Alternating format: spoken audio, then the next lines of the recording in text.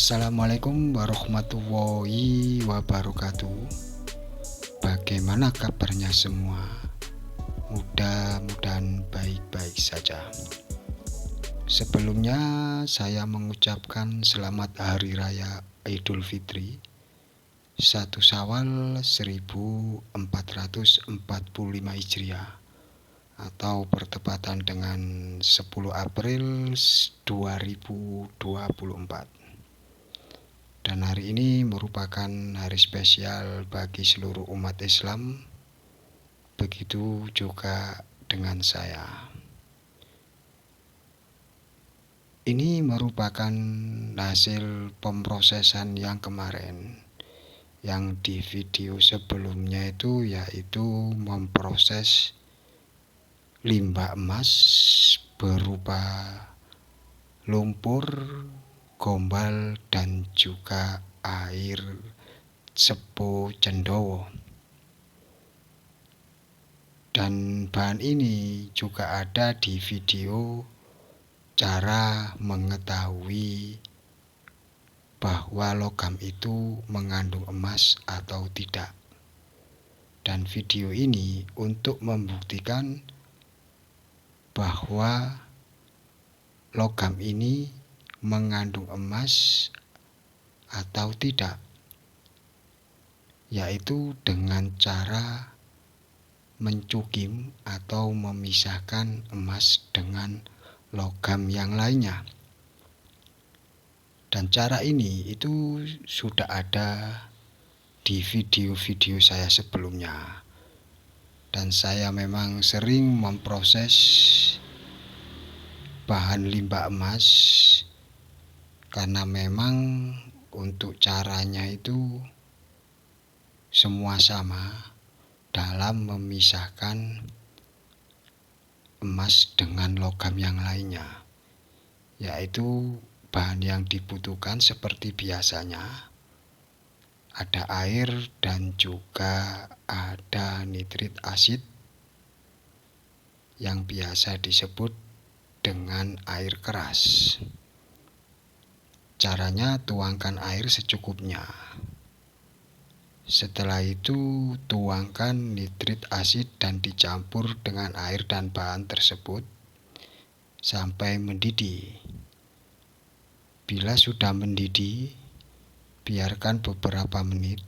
Kalau mendidihnya itu terlalu kencang, bisa kita tambahkan air. Biarkan beberapa menit sampai sekiranya itu tidak mendidih atau mendidihnya berkurang, bahkan sampai airnya berubah warna. Setelah itu bilas, lalu sisihkan airnya, lalu tuangkan lagi air yang bersih dan tuangkan lagi nitrit asidnya, lalu biarkan lagi dan seterusnya. Dan itu dilakukan berulang-ulang sampai bahan yang kita proses itu sudah hancur menjadi seperti pasir. Sebenarnya bahan ini tuh belum waktunya saya olah, karena emas yang terkandung di dalam gombal, lumpur, ataupun di air sepo cendawa ini itu kandungan emasnya tidak seberapa, karena sebelumnya itu sudah sering saya proses. Jadi sedikit banyaknya itu saya sudah mengetahui kandungan emas yang ada di bahan tersebut.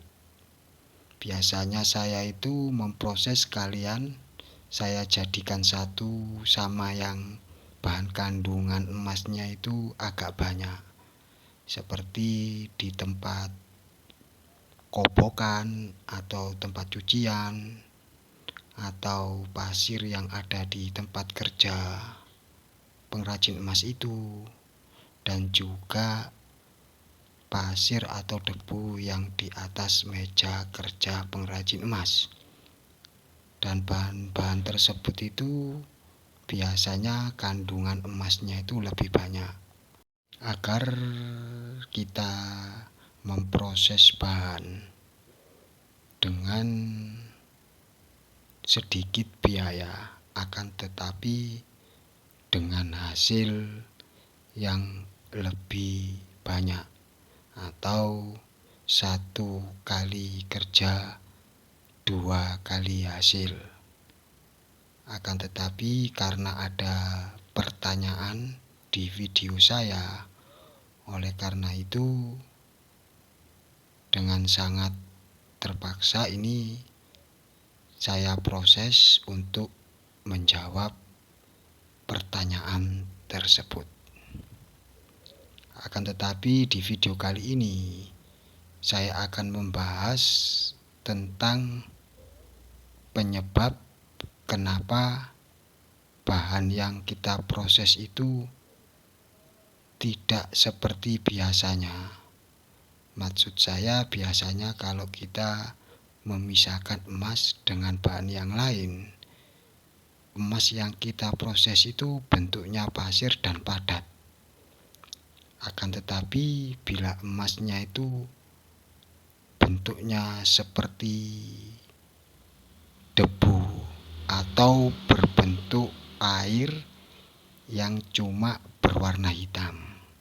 Dan kalau di sini biasanya itu disebut ngenus, karena air hasil cukim atau proses hasil pemisahan emas dengan logam yang lain itu seperti memasak ikan enus kalau dalam bahasa sini. Mungkin kalau dalam bahasa nasionalnya itu ikan cumi. Oleh karena itu disebut ngenus. Biasanya itu warna airnya hasil pencukiman itu berwarna kehitaman, karena emasnya itu terlalu tipis kadarnya atau tidak seberapa kadar emasnya, akhirnya bisa menyebabkan ngenus atau hasil pemrosesannya itu berdebu. Caranya yaitu kita melakukan proses pengendapan, dan memang harus sabar dan hati-hati untuk mengambil emasnya. Setelah itu kita melakukan penyaringan, dan ini saya melakukan pengendapan dan harus memang ekstra hati-hati. Bila sudah mengendap, sisihkan airnya. Bila tidak begitu, nanti emasnya ini ikut terbawa air cukim yang kita sisihkan. Jadi harus memang benar-benar ekstra sabar dan hati-hati, sekiranya emasnya itu tidak ikut terbawa arus. Selain kandungan emas yang sedikit di dalam bahan yang kita proses, ada sebab lain yang menyebabkan proses pencukiman itu berdebu atau ngenus, yaitu biasanya tercampur dengan timah ataupun dengan kerak atau kotoran besi. Solusinya, kalau cuma tercampur dengan kerak atau kotoran besi, kita menggunakan HF, itu sudah selesai penyelesaiannya. Akan tetapi kalau dikarenakan memang kandungan emasnya sedikit, ya kita mau berbuat apa lagi? Diproses dengan cara apapun, kalau memang kandungan emasnya itu tidak seberapa, ya tetap saja hasil proses pencukimannya itu berdebu atau tidak padat, atau yang biasa di sini ini disebut ngenus. Dan solusinya untuk mengambil emas yang berdebu atau yang ngenus, yaitu dengan cara pengendapan ataupun dengan cara penyaringan. Caranya kita endapkan dulu. Setelah mengendap, kita sisihkan air bekas pencukiman